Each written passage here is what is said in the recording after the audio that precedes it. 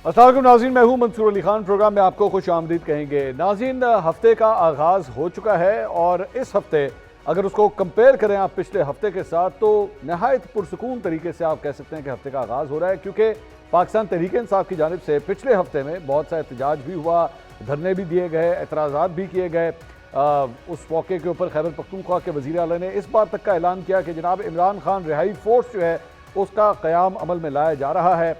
वो रिहाई फोर्स किधर गई, अब इस वक्त कहाँ पे है, क्या इसकी रजिस्ट्रेशन या रिक्रूटमेंट का लफ्ज़ अगर इस्तेमाल किया जाए, भर्ती करने का लफ्ज़ इस्तेमाल किया जाए तो शायद गलत ना होगा। उसकी भर्तियाँ कब शुरू हो रही हैं, पाकिस्तान तहरीक इंसाफ के बहुत से कारकुन जो हैं वो ये सवाल कर रहे हैं। लेकिन साथ ही साथ अभी ये जो गर्द है ये अभी बैठी नहीं थी कि एक नया पंडोरा बॉक्स खुल गया और उसकी वजह थे शेर अफजल मरवत साहब, जिन्होंने अलीमा खान साहिबा के हवाले से और अलीमा खान साहिबा ने उनके ऊपर बहुत से संगीन इल्ज़ामात लगाए। शेर अफजल मरवत साहब ने बैरिस्टर गौहर के हवाले से कहा कि जनाब बैरिस्टर गौहर से चेयरमैनशिप लेने की जो है वो कोशिश की गई और अलीमा खान साहिबा जो है वो खुद पार्टी की चेयरमैनशिप अपने पास रखना चाहती थी। अलबत्ता बैरिस्टर गौहर ने इसकी नफ़ी कर दी, उन्होंने कहा ऐसा कुछ नहीं हुआ और ना मुझसे कभी ये चेयरमैनशिप लेने की कोशिश की गई है। लेकिन इल्ज़ामात का सिलसिला जो है अब शुरू हो गया है पाकिस्तान तहरीक इंसाफ के अंदर, और सिर्फ यहाँ नहीं बल्कि कई दीगर रहनुमाओं के हवाले से भी जो है अलीमा खान साहिबा के बयानात के ऊपर अब खबरें ये आ रही हैं कि उनके ऊपर भी पार्टी के चंद दीगर अफराद भी जो है वो एतराज़ात कर रहे हैं। जब पार्टी का ये हाल हो तो क्या वो कोई बड़ा एहतजाज इमरान खान साहब के लिए कर सकती है, क्या इस पोजीशन में है कि वो ये कर सके। साथ ही साथ ये खबर भी आई है कि इस हफ्ते महमूद खान अचकज़ई साहब जो अपोजिशन लीडर हैं उनकी शायद हुकूमती हलकों के साथ जो है मुलाकात तय है और शायद इस हफ्ते वो मुलाकात हो जाए और हो सकता है कि कोई बड़ा ब्रेक थ्रू भी हो सकता है। काफ़ी हद तक उम्मीद जाहिर की जा रही है कि शायद हुकूमत और अपोजिशन के दरमियान कुछ मामला जो हैं वो सेटल हो जाएं। क्या वो हो पाएंगे या नहीं, लेकिन साथ ही साथ इस हफ्ते के आगाज़ में आज स्टॉक मार्केट भी जो है बहुत बुरी तरह गिरी और पिछले एक महीने से इसमें गिरावट का सिलसिला जो है वो जारी है। तकरीबन 22,000 पॉइंट्स, रफली कोई 22,000 पॉइंट्स स्टॉक मार्केट जो है वो अब तक गिर चुकी है। अब उसकी मुख्तलिफ वजूहत दी जा रही हैं कि हो सकता है सियासी जो मामला है शायद उसकी वजह से, या बैन अवी तौर पर अमरीका और ईरान के दरमियान जो मामला हैं शायद उसकी वजह से इसका फ़र्क आ रहा है, या फिर शायद मार्केट अपनी एक नेचुरल करेक्शन कर रही है जिसकी वजह से तकरीबन 22,000 पॉइंट्स जो है वो मार्केट अब तक गिर चुकी है। इन तमाम मामलों के ऊपर बात करेंगे। पैनलिस्ट का इंट्रोडक्शन कराऊंगा। हमारे साथ मौजूद है मेंबर कौमी असेंबली सीनियर सियासतदान शेर अफजल मरवत साहब, हमें ज्वाइन कर रहे हैं तर्जुमान पंजाब हुकूमत कौसर काजमी साहब, और पाकिस्तान तहरीक इंसाफ की नुमाइंदगी कर रहे हैं उनके रहनुमा नईम हैदर पंचोता साहब, और सीनियर सहाफ़ी हसन अयूब साहब भी आज प्रोग्राम का हिस्सा। तमाम मेहमानों का बहुत बहुत शुक्रिया। नईम हैदर पंचोता साहब, सबसे पहले आपसे आगाज़ करना चाहेंगे। इमरान खान रिहाई फोर्स ऐलान किया गया था वज़ीर आला खैबर पख्तूनख्वा की जानिब से, अब इस वक्त ऑन ग्राउंड वो कहीं पे नज़र नहीं आ रही। उसकी रिक्रूटमेंट के हवाले से खबरें ये आई कि आपकी पार्टी की अपनी लीडरशिप जो है उसमें से कई लोग इस कॉन्सेप्ट से ज़्यादा कंफर्टेबल नहीं है। अब ये इसको क्या दाखिल दफ्तर कर दिया गया है, ये मामला अब ख़त्म हो गया है, या अभी भी ये इमरान खान रिहाई फोर्स जो है वो बरकरार है?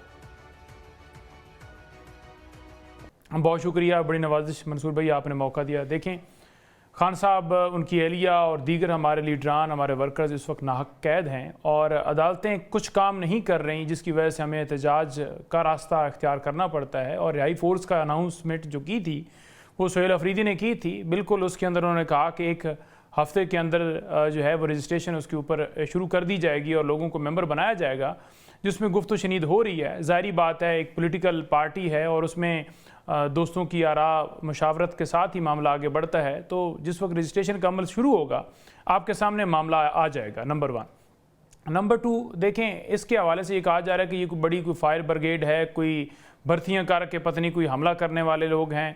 देखें, पॉलिटिकल वर्कर्स हैं और इससे पहले भी पुरअमन मार्च किया, इस्लामाबाद के अंदर आए या मुख्तलिफ शहरों के अंदर एहतजाज किया।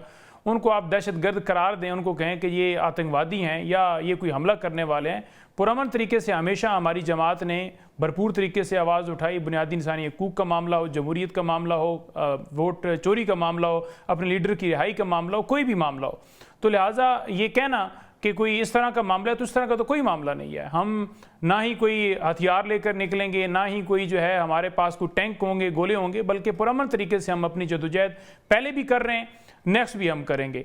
इस वक्त बात ये ज़रूर करने वाली है कि आज भी अगर सुप्रीम कोर्ट के सामने हम गए हैं तो इस वजह से गए हैं कि खान साहब के ना तो केसेस लगाए जा रहे हैं, ना ही खान साहब का प्रॉपर जो है वो ट्रीटमेंट किया जा रहा है कि उन्हें शिफा इंटरनेशनल के अंदर शिफ्ट करके उनका प्रॉपर ट्रीटमेंट किया जाए, उनके ज़ाती मौलजीन की निगरानी के अंदर रेटिना के जो स्पेशलिस्ट हैं और उनकी फैमिली भी वहाँ पर मौजूद हो, उनका इलाज हो। इस बात के ऊपर भी आज आपने देखा होगा कि कोई एक्शन नहीं लिया गया चीफ जस्टिस साहब की तरफ से, और हर रोज़ यही होता है। कल हम फिर जा रहे हैं, हम तो बैठेंगे, हम तो वहाँ खड़े होंगे, हम वहाँ एहतजाज करेंगे, हम वहाँ आवाज़ बुलंद करेंगे, लेकिन सिर्फ जो है ना वो उसके ऊपर जो है कह देना कि जी देखें ये तो इंतशारी हैं, एहतजाज का रास्ते इख्तियार करते हैं। नहीं तो जब आपके पास तमाम दरवाजे बंद हो जाते हैं तो फिर आप ये जो आप एहतजाज कर रहे हैं, ये आप सुप्रीम कोर्ट के चीफ जस्टिस के खिलाफ एहतजाज कर रहे हैं। देखें, जो इस वक्त निज़ाम कायम किया गया है, जो अदालतों को कुछ काम नहीं करने दे रहा, जो इदारे यरगमाल बनाए गए हैं, हम तो वहाँ खड़े हैं कि चीफ जस्टिस सबसे बड़ी अदालत के सरबराह हैं।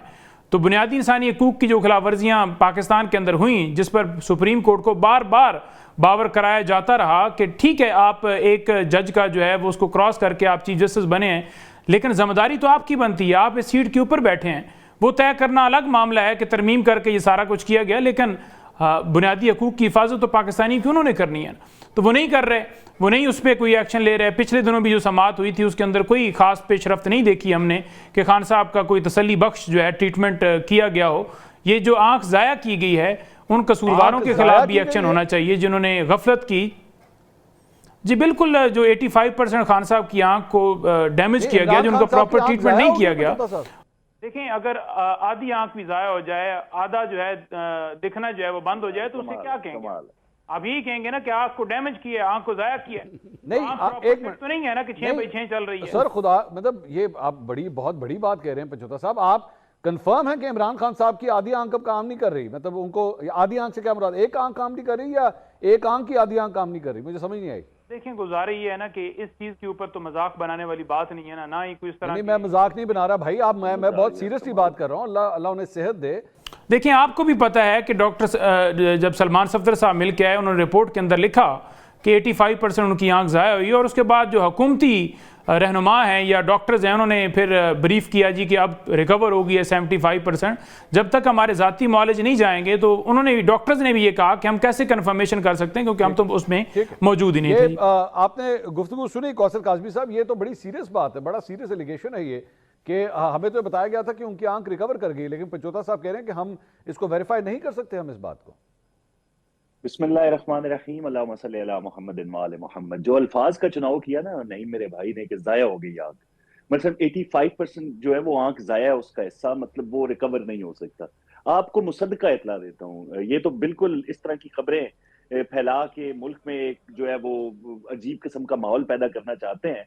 इमरान खान साहब के हवाले से जी खुद उन्होंने जेल में कहा, खुद वहां पे जो एनी शायद जिनसे एक दो से मेरी बात हुई कि मेरी ये रिकवरी जो विजन है वो इंप्रूव हो रहा है, अब पहले से बहुत बेहतर हो रहा है। लेकिन ये बात नहीं करेंगे क्योंकि इन्होंने इस पे सियासत करनी है। वो कुरैशी साहब कोई पैनल के अंदर मौजूद है, वो किसकी ख्वाहिश पर, फैमिली के कहने पे शामिल हुए थे ना, उनसे पूछते हैं कि इमरान खान साहब की क्या हालत है जी वहां पे। इस तरह कह देना कि इमरान खान की एक आंख जाया हो चुकी है, उनको जहर दी गई है और जहर का जो असर है वो सिर्फ एक आंख तक महदूद, दूसरी बिल्कुल ठीक है, एक मुज़क्का खेज किस्म की बातें कर रहे हैं। पहले खुद ताखीर का शिकार किया इस सारे मामले को। हुकूमत ने जो बुनियादी जरूरियात थी, जो तबी जरूरियात इमरान खान को चाहिए थी, वो हर हाल में उनको मुयस्सर की है और उसी का नतीजा है कि वो रिकवरी के उस प्रोसेस में है। उनकी आंख आए दिन हर अगले दिन पहले से बेहतर हो रही है जी। ये जिस तरह इन्होंने कहा जाया, इसके पास यकीनन इनके पास सबूत नहीं होगा। इतनी बड़ी बात इन्होंने कर दी, पहले चीफ जस्टिस के हवाले से एक वकील होने के नाते उनको क्या से क्या बना दिया, अभी इमरान खान के हवाले से एक झूठ बोल रहे हैं। नहीं सर, वो आप इनसे नहीं कौसर साहब, ये तो उनका एक डेमोक्रेटिक राइट है ना, अगर वो समझते हैं कि उनकी सुनवाई नहीं हो रही, एहतजाज का हक तो आप उनको देना, वो तो कर सकते हैं या नहीं, वो भी नहीं कर सकते। देखिए सुनवाई किस हवाले से, जब बार बार इनको हम कह रहे हैं इस बात की, हमारी जिम्मेदारी है ना। जेल किसके अंडर आती है? अब हम ये नहीं कह सकते कि नहीं मैदर जा खिड़की जो चुप के वेख क्या कि इमरान खान ठीक वेख रहे हैं या नहीं वेख रहे, ये नहीं हो सकता। हम इनको इतला देंगे, इतनी लापरवाही नहीं हो सकती, कोई बेहिस हुकूमत इतनी नहीं हो सकती कि एक कैदी जो अपने किसी भी जुर्म की नहीं तो कौसर साहब आखिर राज किस बात का है? करवाएं ना, मुलाकात करवाएं, कहानी खत्म करें सर, क्यों इसको इतना लटकाया जा रहा है? मुलाकातें इनकी हुई हैं, शायद ही किसी की हुई हो ना। लेकिन ये कहना कि भाई अभी तो नईम हैदर ने कह दिया ना वो फोर्स बन रही है, बड़ी पुरअमन होगी, बड़े पुरअमन तरीके से हम ये मामला करेंगे। लेकिन इन्हीं के जो वजीर आला है जिन्होंने अनाउंस किया इस बात को कि एक रिहाई फोर्स बन रही है, उनके साथ अल्फाज थे कि घी जब सीधी उंगली से नहीं निकलता तो टेढ़ी से निकाला जाता है। वो कौन सी एक अमन फोर्स होगी भाई जिसका वो टेढ़ा करना पड़ेगा, उनको सारे मामला तो टेढ़ी उंगली से निकालना पड़ेगा। ये इस तरह की अजीब मंतक पेश करते हैं, अजीब बातें करते हैं, उसका तो कोई हल नहीं है। हाँ, इलाज हो रहा है, पहले से बेहतर हो रहा है, रिकवरी हो रही है, विजन इंप्रूव हो रहा है उनका, ये ना माने।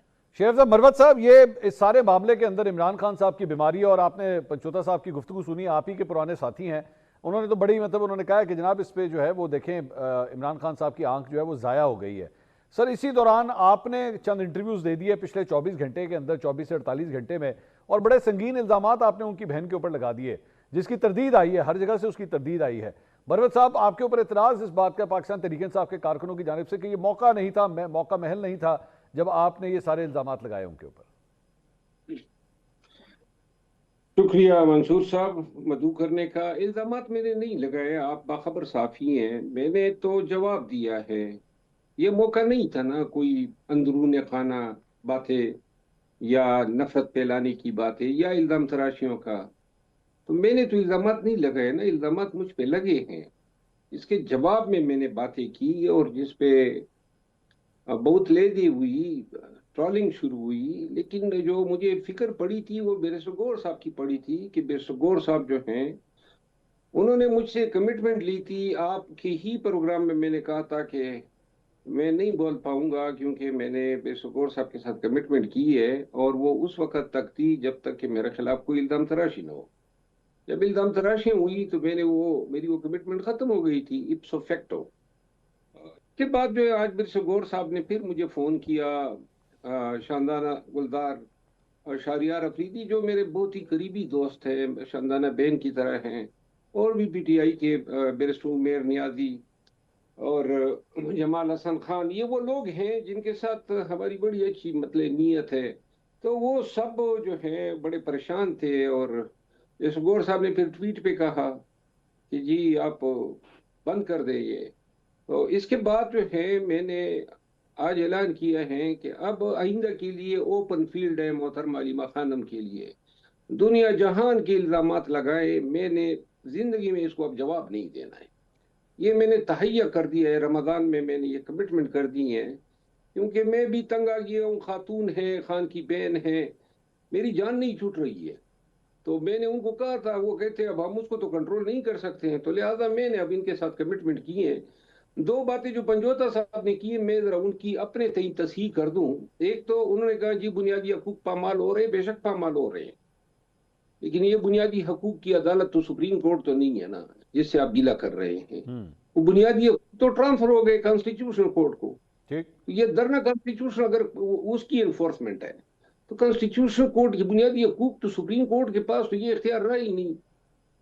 आर्टिकल 199 में इसकी इन्फोर्समेंट कॉन्स्टिट्यूशनल जुरिस्डिक्शन में हाई कोर्ट करती है, और 199 के अगेंस्ट अपील हो या ओरिजिनल जुरिस्डिक्शन में जाना हो या रिवीजन इंट्रा कोर्ट अपील हो, ये कॉन्स्टिट्यूशनल मैटर तमाम निकल गए सुप्रीम कोर्ट के डोमेन से, और अब इसके लिए कॉन्स्टिट्यूशनल कोर्ट है। ठीक, तो लिहाजा बुनियादी इंसानी वायलेशन की पामाली का इल्जाम मौजूदा जो चीफ जस्टिस है मोहतरम हमारे सुप्रीम कोर्ट के। दूसरी एक बात जिस पे शायद किसी ने सोचा नहीं है, या अफरीदी साहब ने जो रिलीफ दी है पीटीआई को या खान को, मैं जाती दानिश में समझता हूं कि उन्होंने जो रिलीफ दी है शायद बढ़कर दी है।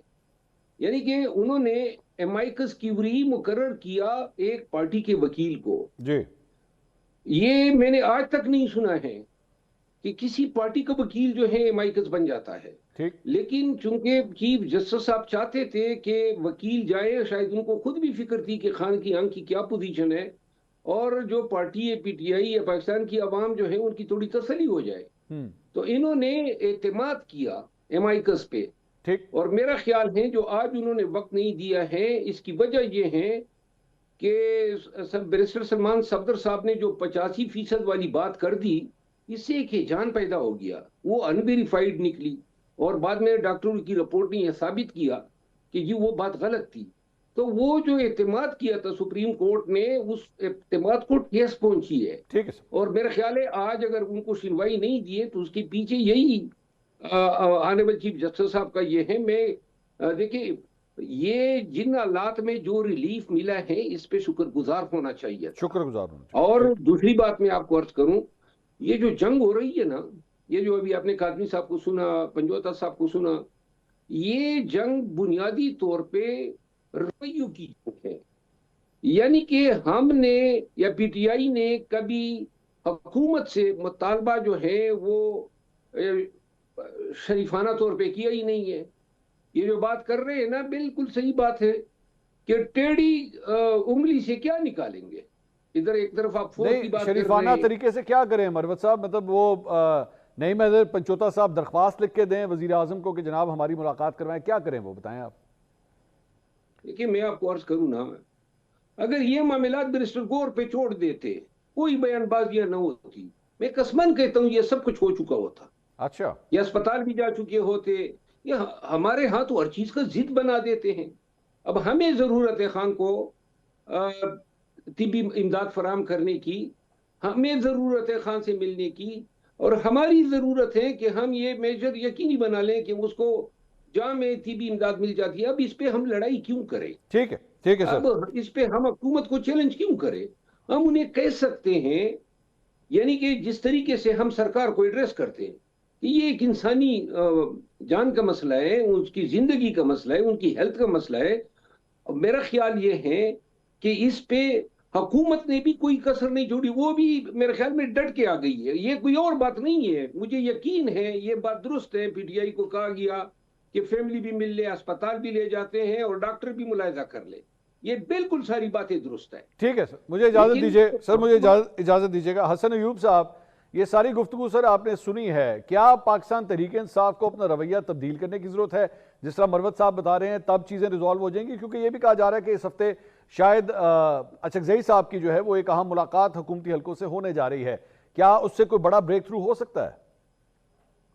बहुत शुक्रिया मंसूर खान साहब। देखें, 8 फरवरी से पहले भी मुज़ाकरात का कोई माहौल बन सकता था, लेकिन पाकिस्तान तहरीक इंसाफ की क़यादत की जानिब से इस किस्म की बयानात सामने आए कि जिसके बाद हुकूमती हलकों ने कहा कि जी पहले आप 8 फरवरी में जो आपने तीर चलाने हैं वो अपने चला लें और उसके बाद हम मुज़ाकरात की बात कर लेंगे। ठीक, वो मुज़ाकरात तो पहले भी चल रहे थे, लेकिन मुज़ाकरात से फरार किसने अख्तियार की?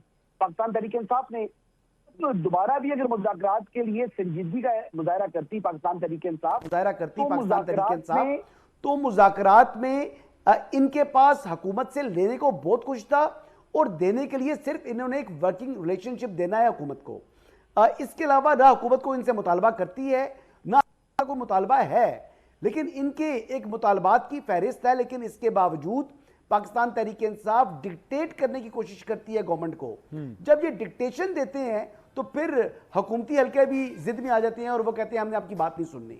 तो ये तरीकाकार चल रहा है। आपको ओपोजिशन की तरह एक जमहूरी रवैया अख्तियार करना चाहिए और हुकूमत को भी हुकूमत की तरह एक जमहूरी रवैये के साथ ओपोजिशन के जो जायज मुतालबात हैं उनको तस्लीम करना चाहिए और करना होगा। नहीं तो हसन साहब, लेकिन ये अभी जो हसन सूरत-ए-हाल ये है कि हसन शेर साहब, अफजल- ये इस वक्त पंचोता साहब आपकी गुफ्तगू सुन रहे हैं। कल मंगल का दिन है, मुलाकात का दिन है। यहां पे इस मुलाकात को करवाने के लिए क्या कर सकती है पाकिस्तान तहरीक इंसाफ? ये जो हफ्ता है ना, कल तो मुलाकात नहीं हो सकती, लेकिन अगले मंगल के लिए कोशिश कर सकते हैं, मामलात को ठंडा करके उनसे बातचीत कर सकते हैं। बैकडोर गुफ्तगू हो सकती है, ऑन रिकॉर्ड गुफ्तगू हो सकती है, leader of the opposition prime minister से बात कर सकते हैं और इनके जो दीगर लीडरशिप है, इवन सुहेल आफरीदी साहब भी प्राइम मिनिस्टर के पास होकर आ चुके हैं ना, वो भी दोबारा जा सकते हैं। लेकिन उसके लिए आपको हालात को बेहतर करना होगा, तलखी को ख़त्म करना होगा, उनकी और धौंस की सियासत को खैराबाद करना होगा। देखिए, आप इज्जत देकर इज्जत करवा सकते हैं, आप किसी को डांट कर आंखें दिखाकर आप अपनी इज्जत नहीं करवा सकते। एक पहली बात तो ये होगी। दूसरी, मैं एक बड़ी इंपॉर्टेंट बात करना चाह रहा हूं। शेर अफजल मरवत साहब ने तो हैंड्स अप कर दिए, वो बात नहीं कर रहे, लेकिन ये जो शेर अफजल मरवत साहब ने इल्जाम आयद नहीं किया अलीमा खानम के ऊपर, सरीना होटल वाली जो बात कर रहे हैं, ये तो खबर आज से 1.25 साल पहले मैं ब्रेक कर चुका हूं आजाद डिजिटल के ऊपर, और ये रिकॉर्ड के ऊपर मौजूद है ये बात। और ये बात तो मैंने की। दूसरी बात, मैं बिल्कुल नहीं, कौन सी बात? एक मिनट, उसको जरा एक्सप्लेन कर दें। तरदीद नहीं कर सकता। ये पार्टी रजिस्ट्रेशन अपने नाम करना चाह रहे थे, ये पार्टी ही अपने नाम लेना चाह रही थी, इमरान खान से हटाकर ना पीटीआई ही अपने नाम करना चाह रही थी, अलीमा खानम। और ये आज की बात नहीं है, ये तकरीबन 1.25 साल 1.5 साल पहले मैं ऑन रिकॉर्ड ये बात कर चुका हूं आजाद डिजिटल के ऊपर अपने पॉडकास्ट के अंदर, और ये बात मैंने मल्टीपल टाइम्स की है पहले। हाँ, क्योंकि अब शेर अफजल मरवत साहब ने ये बात जो है वो बयान कर दी, तो उनकी बात का वजन बहुत ज्यादा है, उनकी बात को फिर लोग इग्नोर नहीं करते, उसको सुनते हैं। तो आज तो शेर अफजल मरवत साहब ने हैंड्स अप कर दिए, लेकिन जो ये बात ये इन्होंने की है ये 100% दुरुस्त है। मैं सर एक मिनट इसका जवाब ना लिया, और बिल्कुल सरीना होटल की बात भी ये दुरुस्त कह रही हैं, ये सरीना होटल ही था ये मैं ठीक है जी। और अगली बात मैं बता दूं, जी बोलिए, आप बात कंप्लीट करना। अगली बात ये है कि आई डोंट नो बैरिस्टर गौर साहब को क्या मजबूरी है कि वो रमजान अल मुबारक में तरदीद कर रहे हैं शेर अफजल मरवत की। वो क्यों झूठ बोल रहे हैं? वो शरीफ आदमी है, इसका मतलब ये नहीं है कि वो झूठ बोलना शुरू कर दें और शेर अफजल मरवत को झूठा कह दें। शेर अफजल मरवत की जो बात वो कर रहे हैं, मैं कह रहा हूं आज से 1.5 साल पहले मैं ये बात कर चुका हूं और मैं इनकी बात की 100% तस्दीक करता हूं। अच्छा, कि ये बात हकीकत है, ये सच है, और उसके और भी लोग और लोगों को भी इस हवाले से इल्म है। अगर आपको मेरी बात में यकीन नहीं है, आप जो मेजर खुरम रोकड़ी हैं उनको कॉल करके पूछ लें, वो भी तस्दीक करेंगे इस बात को। मैं सर नईम हैदर पंचोता साहब यहाँ पे मौजूद हैं, जरा मुझे उनसे उनका मौकफ लेने दें। पंचोता साहब, आप लोग तो सर मौरूसी सियासत के हमेशा खिलाफ रहे हैं, ये आपकी पोजीशन रही है। ये दो अफराद मेरे अंदर पैनल में इस वक्त मौजूद हैं जो इस खबर के बारे में कह रहे हैं कि जनाब ऐसा हुआ है, अलीमा खान साहबा ने पाकिस्तान तहरीक इंसाफ को टेक ओवर करने की कोशिश की है। मंसूर भाई, मैं इन तमाम बातों को मुस्तरद करता हूँ। मेरी मौजूदगी में, या मैंने आज से पहले नहीं सुना, ये 1-2 दिन से ये बात सुन रहा हूँ मरवत साहब के मुंह से, या अभी हसन अयूब साहब कह रहे हैं। मैंने नहीं सुना कि उन्होंने कोई इस तरह की लॉबी की हो, खान साहब से उन्होंने कोई कहा हो, या किसी को भी जाकर उन्होंने मुलाकात की हो किसी जगह के ऊपर। बल्कि खान साहब तो बिल्कुल बड़ा वाज़ह तौर पर जो फैमिली है उसको पॉलिटिक्स से दूर रखते हैं, और हमेशा उन्होंने जितने भी वर्कर्स हैं जो उनकी फैमिली से हट के हैं उनको ही ओहदे दिए हैं, उनको ही आगे किया है। फैमिली के हवाले से पहले भी इस तरह की बातें की गई, लेकिन मैं इसकी तस्दीक नहीं कर सकता कि इस तरह की कोई बात है। ना ही कभी उन्होंने हमसे बात करते हुए बहनों ने कहा हो कि हम कोई बनना चाहती हैं, या किसी तरह उन्होंने कोई इंटरवीन किया हो, या कोई किसी रैली को उन्होंने लीड किया हो, किसी जलसे को उन्होंने लीड किया हो। वो अपने भाई की रिहाई के लिए ज़रूर बात करती हैं, आवाज़ बुलंद करती हैं, या उनकी सेहत के लिए कोई इशू होता है या मुलाकात के लिए जाती हैं। उसके अलावा पॉलिटिकल जो है उसके अंदर मैंने उनको नहीं देखा। तो आप दूसरी चीज़, आप एक मिनट सर, एक मिनट इस पे जरा मेरा एक फॉलोअप क्वेश्चन ले लीजिए। नईम हैदर पंचोता साहब on the record TV screen के ऊपर बैठ के ये तस्दीक कर सकते हैं कि अलीमा खान साहबा ने पाकिस्तान तहरीक इंसाफ की वर्किंग के हवाले से आज तक कोई डिसीजन नहीं लिया कभी? नहीं, देखें, जो खान साहब की रिहाई है उसके लिए ज़रूर उनकी गुफ्तगू होती है पार्टी रहनुमाओं के साथ भी, और वो खुल के खुद भी बताती हैं कि मेरी इलामा राजा नासर साहब से बात हुई, उससे बात हुई, उस हवाले से ज़रूर गुफ्तगू करती हैं। लेकिन आप ये कह दें कि जनाब उन्होंने कहा हो कि इसको चेयरमैन लगा दो, इसको सूबे का सदर लगा दो, ये खान साहब के अपने फैसले हैं, या उसको CM लगा दो, इसको हटा दो, वो खान साहब खुद करते हैं। बहनें जो हैं वो भाई की रिहाई के लिए, हेल्थ के लिए, या खान साहब से मुलाकात के लिए, या जो कुछ पाकिस्तान में जुल्म हो रहा है उस पर ज़रूर आवाज़ बुलंद करती हैं। और इसी वजह से आज उन पर 50 से ज़्यादा एक बहन पे मुकदमात हैं, दूसरी बहनों के ऊपर भी मुकदमात हैं, आए रोज़ अदालतों के अंदर वो पेश हो रही होती हैं। देखिए, 3-4 चीज़ें इन्होंने की हैं, जिसमें मरवत साहब ने बात की है, जो है हसन अयूब साहब ने बात की है, और काज़मी साहब ने बात की है। देखें, मुज़ाकरात की बात तो मैं आपको आपके प्रोग्राम के तवस्सुत से बताना चाहता हूँ कि राना सनाउल्लाह साहब की जो बात थी कि हम अगर इमरान खान साहब की शर्त के ऊपर आ जाते, तो इमरान खान साहब की जो शर्त थी, जो शराइत थी, वो ये थी कि 9 मई और 26 नवंबर पे जुडिशल कमीशन बनाया जाए। तो उसका मतलब ये है कि हम उनकी जगह पर होते, यानी जेल में होते, और वो हमारी जगह पर होते। यानी इस बात की ये तस्दीक कर रहा है, या ये कह लें कि इस्टेब्लिशमेंट के ऊपर या अपनी जो हुकूमत है उसके ऊपर ये चार्जशीटें बना रहे हैं कि 26 नवंबर के और 9 मई के अगर हकायक आ गए तो जाहिर बात है फिर हमारा ठिकाना तो जेल के अंदर है। तो ये मैं आपके प्रोग्राम से ये कहना चाहता था कि ये उनका एडमिशन है, ये उनकी तरफ से तौसीक है जो उन्होंने की है कि फॉल्स फ्लैग 9 मई ऑपरेशन था, और इसी तरह 26 को भी गोलियां चलाई गई। जाहिर बात है जब हकायक आएंगे तो ये फिर होगा। दूसरी ये चीज़ है कि हसन अयूब साहब कह रहे हैं कि कल मुलाकात नहीं होगी। तो पाकिस्तान का सिस्टम इस तरह से आज़ाद है कि एक दिन पहले ही बैठ के TV पे ये बता दिया जाता है कि कल मुलाकात होगी या कल मुलाकात नहीं होगी। तीसरी बात इन्होंने की कौसर काज़मी साहब ने कि वहाँ पर कुछ लोगों ने बताया है कि उनकी आंख जो है वो इम्प्रूव हो रही है। अगर उनकी आंख इम्प्रूव हो रही है तो आप डॉक्टर्स की रसाई क्यों नहीं दे रहे, आप फैमिली की रसाई क्यों नहीं दे रहे, फिर आप जो है शिफा के अंदर क्यों नहीं शिफ्ट कर रहे, तो आप क्यों फिर भाग रहे हैं इस बात से पीछे। आगे इन्होंने बात की कि ये झूठ बोल रहे हैं, यानी हम झूठ बोल रहे हैं। देखें, झूठ तो बोला नवाज शरीफ साहब ने, प्लेटलेट्स का बहाना बनाया, आपके वुज़रा आते रहे टीवी के ऊपर बैठ के बातें करते रहे, प्रेस कॉन्फ्रेंस करते जी इतनी बीमारियां लग गई हैं, वो बीमारी लग गई है, ये बीमारी लगी, हजार तो वो बीमारियां गिनवाते थे। और 4 हफ्ते के लिए बाहर लंदन गए, फिर मुड़ के वापस नहीं आए, वहाँ अट्टे कट्टे होके फिरते फिराते रहे। तो झूठ तो हमेशा आप बोलते हैं। हमारा लीडर तो जेल में बैठा, कभी भी वो नहीं कहता कि मुझे लंदन फ्लैट के ऊपर बैठाओ। सर, आपने नून लीग के वजीरों के हवाले से कहा कि वो ये क्लेम करते थे प्लेटलेट्स के इशू के ऊपर ये सब कुछ। अभी आपने थोड़ी देर पहले मेरे प्रोग्राम में कहा कि इमरान खान साहब की एक आंख जो है वो ज़ाया हो चुकी है। अगर कल को ये भी झूठा साबित हुआ तो आप माफ़ी मांगेंगे? जी बिल्कुल, मैं माफ़ी मांगूंगा अगर खान साहब के हवाले से ये बात आए कि सलमान सफदर साहब ने जो है वो गलत रिपोर्ट दी है, झूठी रिपोर्ट दी है, 85% आंख जो है वो डैमेज नहीं हुई थी और खान साहब ने जो है वो गलत बात की है, तो बिल्कुल मैं माफ़ी मांगने के लिए तैयार हूँ। हम तो खुल के बात करने वाले हैं। लेकिन क्या ये आप इनसे भी कहेंगे कौसर काज़मी साहब से कि 4 हफ्तों का कह के तो फिर वापस नहीं आए, झूठ बोला था, आप उस पर माफ़ी मांगेंगे? तो ये इनके सेगमेंट के अंदर पूछिएगा। सुप्रीम कोर्ट की बात की है शेर अफजल मरवत साहब ने, तो सुप्रीम कोर्ट में जो आईनी कोर्ट है उसके सामने अभी तक फैसला नहीं हुआ हमारा जाने का। और क्योंकि तोशाखाना 2 केस जो है, तोशाखाना 1 वो ये साहब सुन रहे थे, तो उसी के अंदर ही हमने सीएम फाइल की थी, इसलिए हम चीफ के पास जा रहे हैं। ठीक है सर, आगे पॉइंट सर, आगे इजाजत दीजिएगा। कौसर काज़मी साहब, जेल के अंदर कौसर काज़मी साहब, ये आपने सर इजाजत सर, एक मिनट सर, आगे आप मुझे बाकी गेस्ट को भी टाइम देना है। कौसर काज़मी साहब, 2 बातों के जवाब दीजिए। एक तो अलीमा खान साहिबा के हवाले से उन्होंने कहा हम मौरूसियत के खिलाफ थे, हम मौरूसियत के खिलाफ आज भी हैं। आपकी जमात कम से कम मौरूसियत के ऊपर जो है वो कोई दावा नहीं कर सकती कि जनाब हमने कभी नहीं किया, क्योंकि आपकी पार्टी में तो मौरूसियत हुई है। और दूसरा, राना सनाउल्लाह साहब के हवाले से भी उन्होंने कहा कि ये एडमिशन है उनका कि अगर इमरान खान हमारी जगह पे आज आना चाहते हैं, क्योंकि वो 9 मई और 26 नवंबर के हवाले से जुडिशल कमीशन बना, तो ये एडमिशन हो जाएगा और उसके बाद आपकी पार्टी जो है फंस जाएगी। Your comments. देखिए मंसूर, ये बिल्कुल राना सनाउल्लाह साहब के हवाले से जो नईम हैदर ने बात की मेरे भाई ने, वो बिल्कुल ऐसी है जैसे अभी थोड़ी देर पहले इन्होंने इमरान खान की आंख को जाया कर दिया ना, जाया करार दिया। बिल्कुल उससे मुतशाबिह ये चीज है कि राना साहब ने यूं कहा है और ये मतलब ज़ूमानी गुफ्तगू की है राना सनाउल्लाह ने। असल गुफ्तगू सुनाऊं, असल गुफ्तगू क्या है भाई? इमरान खान एक थका हुआ, हारा हुआ, सियासी तौर पर नाकाम शख्स, उससे कोई बंदा डील करने जाएगा? हुकूमत या निजाम अगर क्यों करेगा? वो देगा क्या और हमसे लेगा क्या?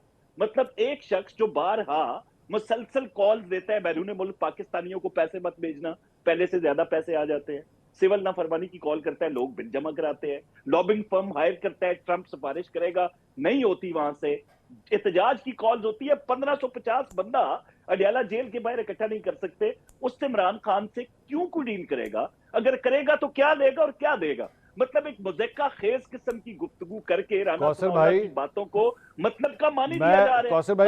कौसर भाई मैं एक वैसी एक बात को, एक वैसी अपना तज्जिया, ये सवाल मत समझिएगा, मैं तज्जिया दे रहा हूँ सर। जब डीलें होनी होती है ना, तो आप यकीन करें आपको पता नहीं लगेगा, ये मैं वैसे ही आपको बता रहा हूँ। बिल्कुल आप भाईजान, आप बिल्कुल ठीक कह रहे हैं। डीलें उन अफराद से हुई हैं जिन्होंने पाकिस्तान को हमेशा मुकद्दम रखा।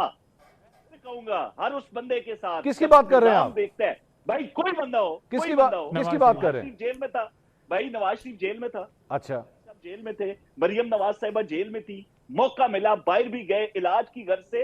वो फजूल बातें हम नहीं कर सकते। वो डील थी जो इन्होंने बीमारियां, सुने भाई मेरे भाई, वो डील, मैं पूछ रहा हूँ मंसूर, अगर आप वो डील थी कह दूंगा, अगर आपकी मर्जी है तो मैं कह दूंगा, लेकिन मेरी मर्जी नहीं। आपने कहा डील उनके साथ होती है जो मुल्क को मुकद्दम समझते हैं। क्या नवाज शरीफ साहब मुल्क को मुकद्दम समझते हैं? भाई मेरी बात तो सुन लेना। अगर डील होती है मंसूर उन अफराद के साथ, ये तो बड़े फजूल किस्म की बातें भी करते थे कि नवाज शरीफ को फलां बीमारी है और फलां भी हो सकती है। मतलब इतनी घटिया लैंग्वेज इस तहरीक इंसाफ की तरफ से होती थी। अच्छा, बाहर किन अफराद को भेजा जाता है इलाज के लिए ना?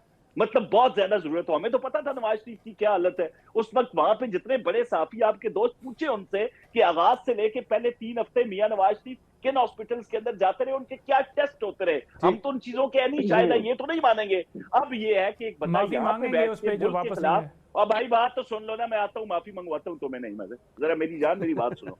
अब बात ये है कि नहीं, मुझे नहीं, आपने माफी मांगनी है ना, मैं तो कहूंगा, मैंने तो कहा कि मैं माफी मांगूंगा। अच्छा चले भाई, मैं आ जाता हूँ। अलीमा खानम साहिबा मरूसी सियासत के हवाले से इसमें कोई शक नहीं है। ये हर बंदा इनकी पार्टी के अंदर, जब हम बैठे होते हैं ना, कई दोस्त हैं हमारे जो हमें बताते हैं पूरे तरीके से पार्टी के ऊपर कब्जा करने के लिए हमतन गोश पूरी कोशिश में है। वो अपने बेटे जो है उनको पीछे रख के बाकी पीटीआई को लड़ने का अलीमा खान के बेटे क्यों नहीं आते सामने, क्यों नहीं आते अडयाला जेल के बाहर, और लोगों के बच्चों को पार्लियामेंटेरियंस को आज कह रही हैं कि जो लड़ नहीं सकते वो घर चले जाए, फिर ये कहते हैं वो गैर सियासी है। भाई लड़ने से मुराद क्या है? लड़के इमरान खान साहब से मुलाकात होगी, लड़के उनका इलाज होगा, लड़के उनको तिबी सहूलतें मिलेगी, ये सारा सियासी मामला है। वो लड़के इस पार्टी पे कब्जा करना चाहती है, इसमें कोई दूसरी राय नहीं है। बाकी जहां तक इमरान खान साहब का मामला है, मैं फिर कहूंगा थका हुआ सियासी तौर पर नाकाम शख्स, किसी किस्म की हुकूमत उसको कोई डील ना पहले कभी ऑफर की ना फ्यूचर में कोई हो सकती है। ये मरवत साहब, ये जो अल्फाज इस्तेमाल कर रहे हैं कौसर काज़मी साहब, एक नाकाम थका हुआ शख्स, इससे क्या हासिल किया जा सकता है? आप भी समझते हैं इमरान खान साहब की आज यही पोजीशन है, एक नाकाम थका हुआ शख्स? मेरा ख्याल है कि नाकाम तो नहीं है, सियासी तौर पे तो पाकिस्तान में शायद ही इतना कोई क्या कामयाब सियासतदान हो जितने इमरान खान है, इसमें कोई दूसरी राय नहीं है। ठीक, पाकिस्तान का मकबूल तरीन लीडर है। और एक बात मैं आज आपके प्रोग्राम में पहली दफा कह दूं कि ये जो डीले है ना, जो आपने बात की, बड़ी वाइजली आपने समराइज किया। ये डीले जब होती हैं तो सबको पता होता है, और ये कतईन गलत है।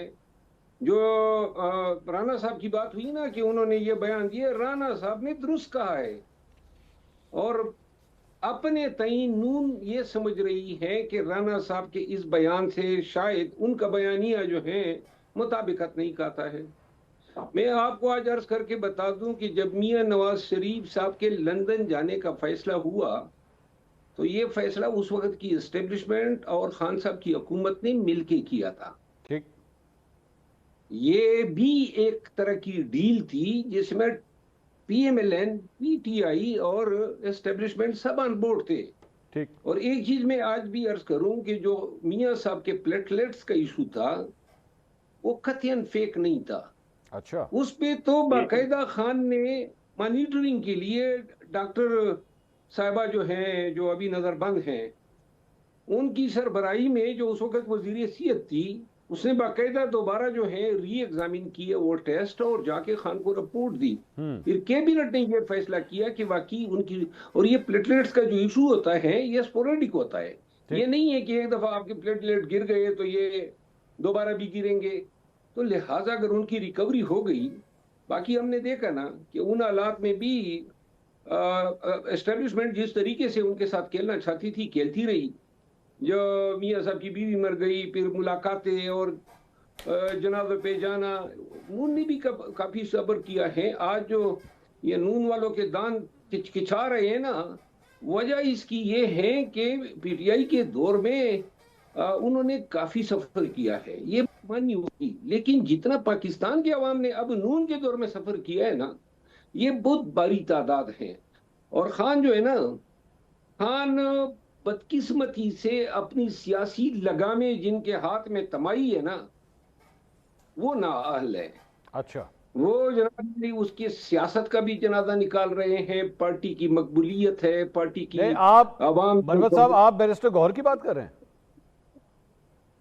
नहीं, बैरिस्टर गौहर साहब तो पार्टी के बराए नाम चेयरमैन हैं, उनको बेचारे को तो उसको अगर मौका दे देते ना, उनके, देखिए वो एक मसालियत पसंद आदमी है, उनके मतलब कबूलियत भी है ताकतवर हलकों में, उनको पसंद किया मरवत जाता साहब, है। मुझे ना आपकी इस बात से बड़ा इख्तलाफ है। आप ये कहते हैं कि जनाब इमरान खान साहब ने सियासी तौर पे जो लगामें जिसके हाथ में दे दी, तो जिसके भी हाथ में दी उसने जो भी किया, तो असल कसूरवार तो खान साहब हुए ना। फिर आप खान साहब के ऊपर तनकीद करने से कतराते हैं, आप उनके दीगर अफराद पे तनकीद करते हैं, इमरान खान साहब के ऊपर तनकीद करने से आप कतराते हैं। आपको पता नहीं, मुझे लगता है कि शायद आपको ये लगता है कि मेरी ट्रोलिंग होगी या मुझे तंकीद होगी, आप इस चीज से दो कदम पीछे हटते हैं।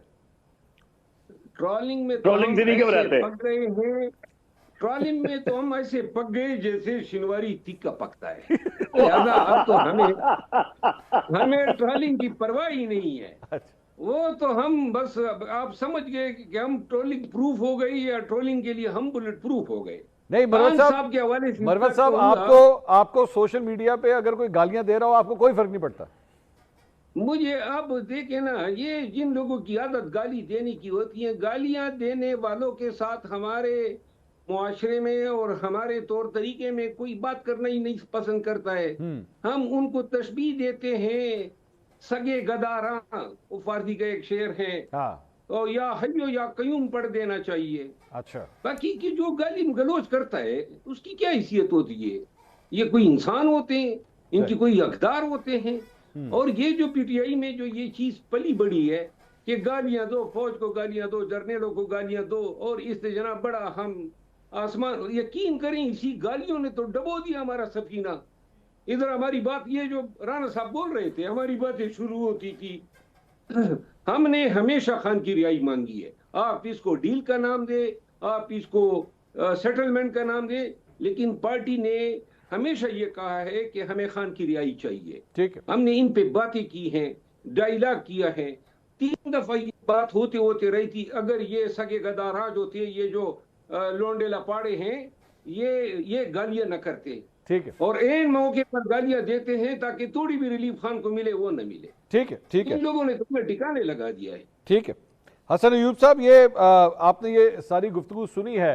अब क्या वाकई अलीमा खान साहिबा के हवाले से, अभी पंचोता साहब की भी आपने गुफ्तगू सुनी, उन्होंने कहा मैं तरदीद करता हूँ मुकम्मल तौर पे, आपकी खबर जो है वो भी गलत है। उन्होंने कहा ऐसा ना कभी हुआ है, ना उन्होंने कभी अपनी आंखों से देखा है कि अलीमा खान साहिबा की जानिब से इस किस्म की कोई बात की हो। सर, आप एक सहाफ़ी हैं, आजकल आपको पता है इस हुकूमत ने जो है वो पीका एक्ट भी यहाँ पे लगाया हुआ है। अगर आपकी खबर फेक साबित हुई, आप जिम्मेदारी लेंगे सारी? मैं सारी जिम्मेदारी ले रहा हूँ जी। ये अच्छा। खबर ब्रेक ही मैंने की है और मैं इसकी हर किस्म की जिम्मेदारी लेने को तैयार हूँ। और ये आज से 1.25 साल 1.5 साल पहले की बात है, ये बात मैं कर चुका हूँ, और हर किस्म की जिम्मेदारी लेने को मैं तैयार हूँ जी, आज की तारीख से भी, इससे पहले से भी। रहा सवाल नेम पंचोता साहब का, तो उनकी बातों को ज़्यादा सीरियस मत लिया करें। उन्होंने तो अभी इमरान अहमद न्याजी साहब की एक आंख ज़ाया करा दी है। अल्लाह ताला उनको सेहत और तंदुरुस्ती ता फरमाए। मैं ये कहता हूँ तहरीक इंसाफ की मुझे समझ नहीं आती, कभी उन्हें उम्मत मुस्लिमा का अजीम लीडर बना देते हैं, तो उनको एक नॉर्मल इंसान रहने दें तो ज़्यादा बेहतर है। मैं बार बार ये बात कर चुका हूँ। रहा सवाल जी के अब इमरान अहमद न्याजी साहब की आंख की रिकवरी हुई है या नहीं, उनका ये मुमकिन है कि 85% विजन उस टाइम ब्लर हो, लेकिन ये नहीं था कि खुदा ना खास्ता उनकी आंख ज़ाया हो गई थी। इमरान खान साहब की आंखों के प्लेटलेट्स गिराने की कोशिश ज़रूर तहरीक इंसाफ कर रही है। वो चाह रही है कि आंखों के प्लेटलेट्स गिरा कर इमरान खान साहब को हॉस्पिटल शिफ्ट करा दिया जाए, लेकिन ऐसा मुमकिन नहीं होगा। पहली बात तो ये आपको बता दूं। दूसरी बात ये है कि उनका जो इस वक्त इलाज हो रहा है वो बेहतरीन डॉक्टर्स कर रहे हैं, और जो इलाज उनका हो सकता है वही इलाज उनका होगा। नहीं हसन अगर साहब, उनको मैं एक महीना भी हसन साहब, रखें, डॉक्टर हॉस्पिटलाइज तारिक रखें। फजल चौधरी साहब ने ये बताया कि शायद 25 तारीख को इमरान खान साहब को दूसरा इंजेक्शन लगेगा, तो वो हॉस्पिटल नहीं ले जाके लगेगा, कहाँ पे लगेगा? वो हॉस्पिटल ही लगेगा ना सर?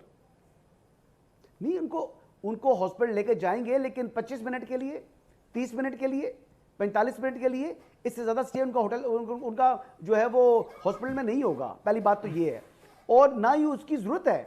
यानी परवेज़ रशीद साहब, सेनेटर परवेज़ रशीद साहब, वो ऑलरेडी ये प्रोसेस में से गुजर रहे हैं। उनकी एक आंख का एक्चुअली 95% विजन जो है वो लॉस्ट हो चुका है, और दूसरी आंख में जो उनको प्रॉब्लम है वो रिकवरी की तरफ जा रहे हैं। और उनका ये इशू कब से स्टार्ट हुआ? डॉन लीग के वक्त से। जिस किस्म का उनके ऊपर प्रेशर बना, स्ट्रेस लिया, और ये उससे उनको ये बीमारी शुरू हुई, और उसके बाद वो इलाज नहीं करा सके, और वो बढ़ती बढ़ती इस स्टेज के ऊपर पहुंच चुकी है। तो उम्र के साथ बीमारियां होती हैं, अल्लाह ताला सेहत और तंदुरुस्ती ता फरमाए। लेकिन जो इस वक्त इमरान अहमद न्याजी साहब की उम्र है, कल 5 साल बाद, 4 साल बाद उनको और बीमारियां भी हो सकती हैं। तो जब बीमारियां उनको होंगी तो ज़ाहिर बात है उनका ट्रीटमेंट जो है वो जेल मैनुअल की तहत ही होगा ना। केपीके के अंदर हज़ारों कैदी इस वक्त जो है वो कैद हैं। क्या उन तमाम लोगों के साथ ये सलूक कर रहे हैं पाकिस्तान तहरीक इंसाफ वाले जो मुतालबा कर रहे हैं इमरान खान साहब के लिए?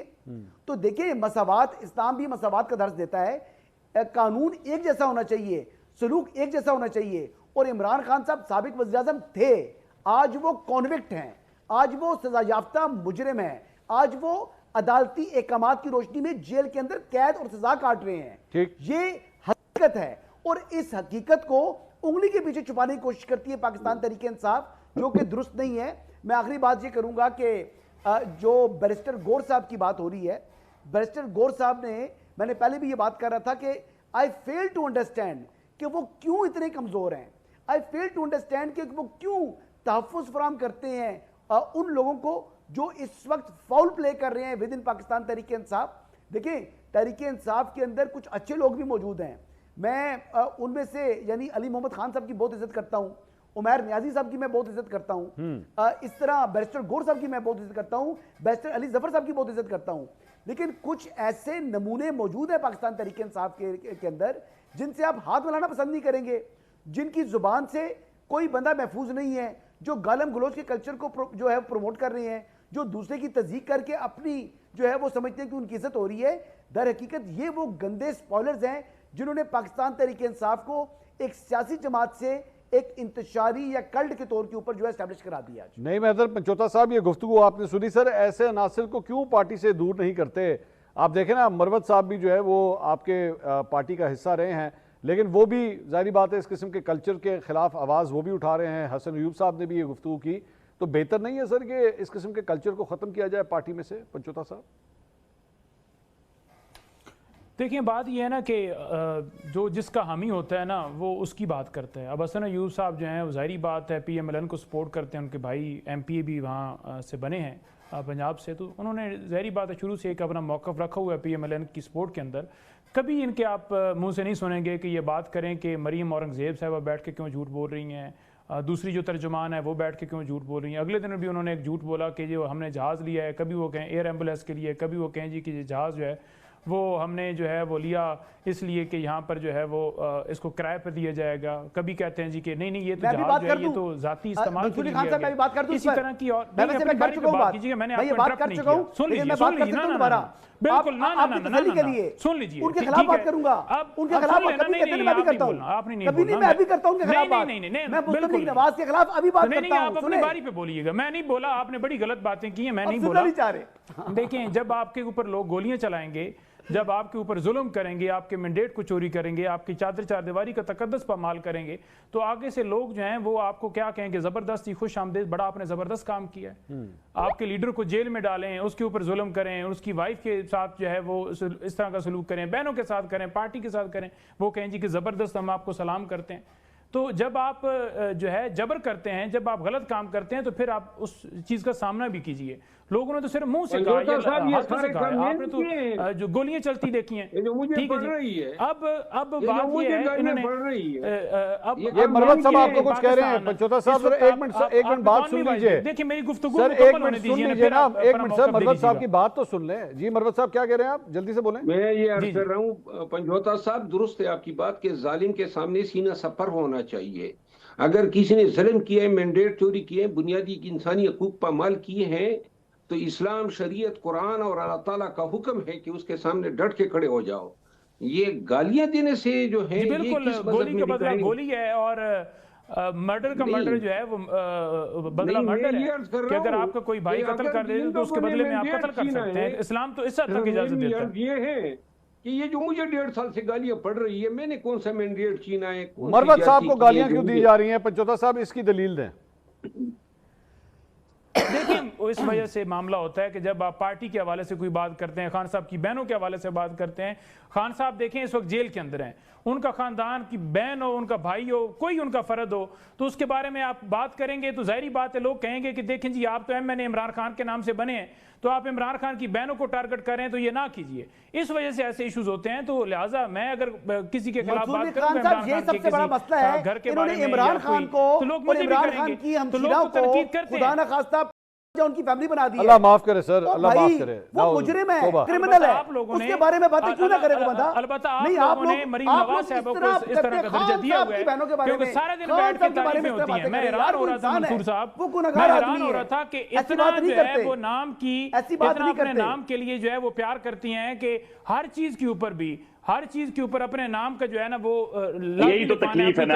मैंने देखा कि 1000 मरतबा तनकीद करो, 1000 मरतबा तनकीद करो, के अंदर प्लेटों के अंदर तस्वीरें मरीम नवाज साहब की पड़ी थी। मेरी गुजारिश सुन लें, मुझे एक अफसोस हुआ कि आप इन गालियों को जस्टिफाई कर रहे हैं इस ग्राउंड पे कि मैंने खानदान के किसी शख्स को जवाब दिया है।